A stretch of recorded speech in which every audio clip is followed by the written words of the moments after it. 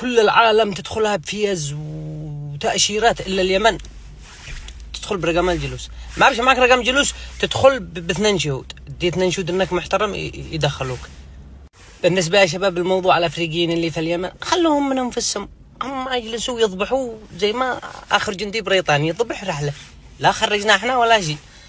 فما يصبرش ندخل في العنصرية وننتقدهم، ومعهم مشاعرهم ناس زي ما احنا، نحترم الجالية حقهم، نحترم 10 السنين اللي بينا احنا وهم، ما يصبرش. فإذا هم شو يجلسوا ها رسميين هانا فوق عيوننا وفوق رؤوسنا، أما مجهولين بشرط يطرحوا كل واحد في حالة لا يجمعوهمش. أنا آخر مرة اضطربت من واحد خلوا لكم على الله، بس عش أقول خادم بس تقولوا هذا عنصري، لا والله إنه ضربني واحد خادم من المغرب لا الساعة 11 كنت أقول له خلاص يا عم الباقي غدوة.